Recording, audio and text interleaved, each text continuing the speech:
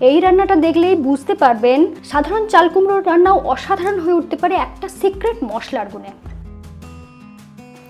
চাল কুমড়োর সম্পূর্ণ নিরামিষ কিন্তু দুর্দান্ত লোভনীয় একটা পদ আজ আপনাদের জন্য। এই রান্নার বিশেষত্ব হলো কম তেল মশলা, সামান্য উপকরণ, কিন্তু স্বাদ অসাধারণ। নিরামিষ হলেও এই পদ যাকেই খাওয়াবেন এ স্বাদ কিন্তু ভুলতে পারবেন না তিনি কখনো।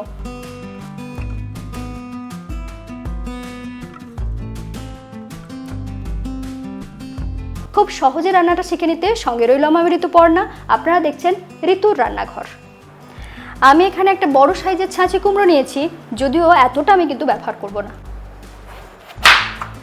আমি এটাকে দুটো টুকরো করে নিয়েছি, এর অর্ধেকটা ব্যবহার করব।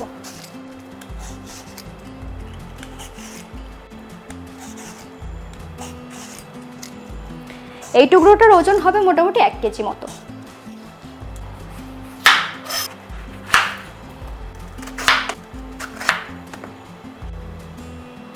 এইভাবে কেটে নেওয়ার পরে যে অংশটাতে বীজ আছে সেটা কিন্তু বাদ দিয়ে দেব। যদি নরম বীজ হয় সেক্ষেত্রে রাখতেও পারেন। এরপরে এটাকে একটু বড় রেখে কাটবো। দেখুন এক একটা টুকরো এরকম।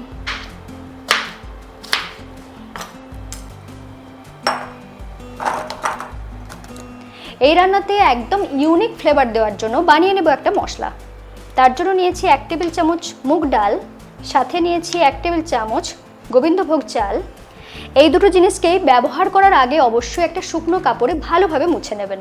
নিয়েছি 1 টেবিল চামচ গোটা ধনে, 1 চা চামচ গোটা জিরে, আর নিয়েছি 2টো এলাচ। বসিয়ে নিচ্ছি একটা প্যান, দিচ্ছি মুগ ডাল, গোবিন্দভোগ চাল, গোটা ধনে, গোটা জিরে, ছোট এলাচ।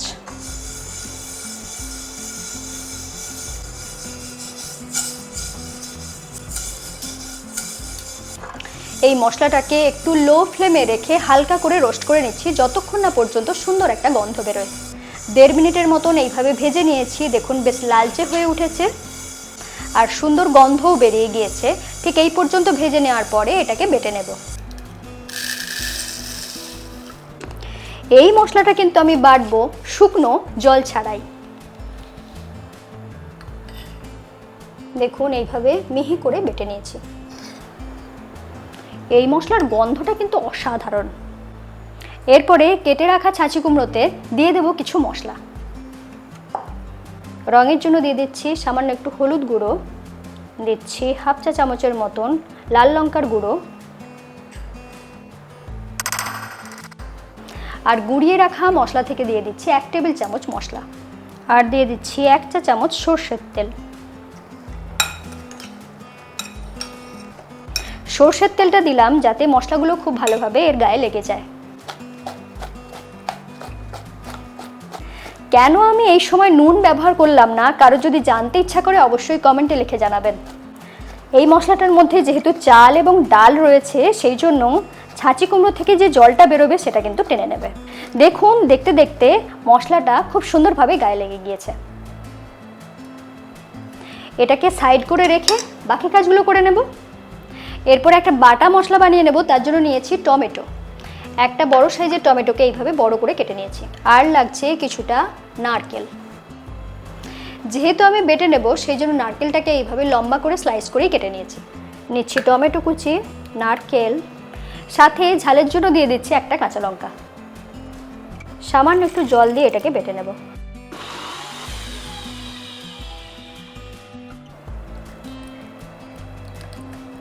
সব জোগাড় শেষ। এরপর রান্নাটা শুরু করে দেব। দিয়ে দিচ্ছি সরষের তেল। ফোড়নে আমি ঠিক কি কি ব্যবহার করব সেটা একটু দেখিয়ে দিচ্ছি। নিয়েছি কিছুটা কারি পাতা, 2টো শুকনো লঙ্কা, লাগছে কিছুটা সর্ষে আর সামান্য একটু হিং। তেল গরম হতেই প্রথমেই দিয়ে দেব সর্ষে, দিচ্ছি শুকনো লঙ্কা, কারি পাতা। সুন্দর গন্ধ বেরিয়ে গিয়েছে। এরপর দিয়ে দিচ্ছি হিং। এরপর দিয়ে দেব মশলা মাখানো চাল কুমড়ো।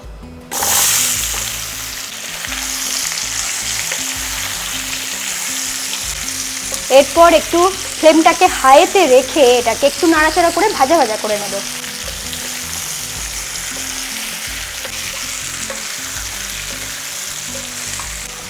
4 মিনিটের মতন এইভাবে ভাজা ভাজা করে নিয়েছি। এরপর দিয়ে দেবো আদা বাটা, 1 টেবিল চামচ ব্যবহার করছি।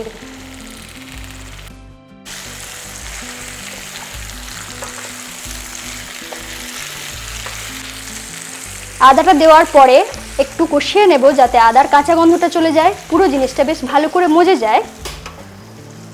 এখনো পর্যন্ত কিন্তু আমি কোনো নুন ব্যবহার করছি না। এরপর এটাকে ঢেকে কিছুক্ষণের জন্য রান্না করে নেব। 3 থেকে 3.5 মিনিটের মতন এটাকে ঢাকা দিয়ে রেখেছিলাম। এরপর খুলে দেখাচ্ছি।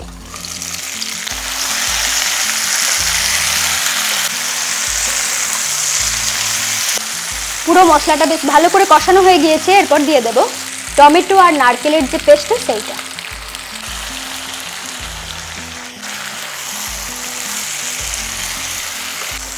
হালকা হাতে একটু নাড়াচাড়া করে দিচ্ছি। এরপর এখানে দিয়ে দেব স্বাদ মতো নুন।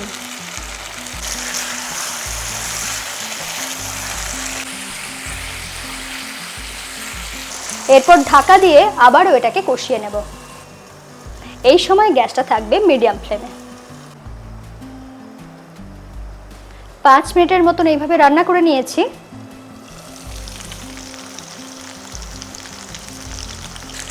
মশলা বেশ ভালোভাবে কষানো হয়ে গিয়েছে, বেশ সুন্দরভাবে তেল ছাড়া হয়ে গিয়েছে। এরপরে এখানে দিয়ে দেব ভেজে রাখা মশলা। এই মশলাটা আমি 2 টেবিল চামচের মতন ব্যবহার করছি। সাথে সাথেই রান্নার টেস্টটাকে পুরোপুরি ব্যালেন্স করার জন্য দিয়ে দিচ্ছি সামান্য একটু চিনি, 1 চা চামচের মতন ব্যবহার করছি।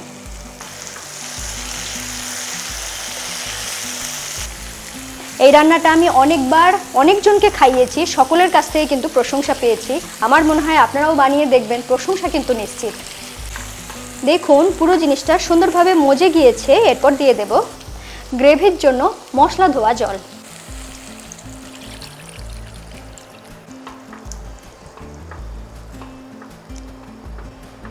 একটু নাড়াচাড়া করে নিয়েছি। এরপর ঢাকা দিয়ে এটাকে পুরোপুরি সিদ্ধ করে নেব।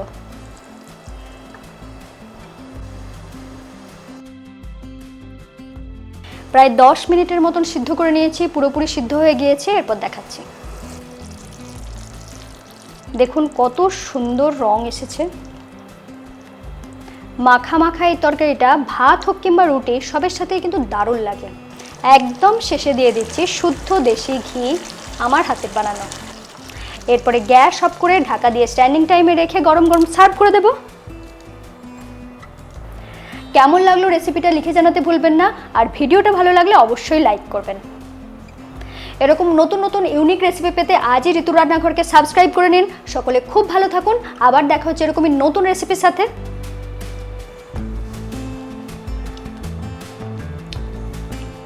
সত্যি বলছি, গোবিন্দভোগ চাল আর মুগ ডালের গন্ধটা দারুণ লাগছে।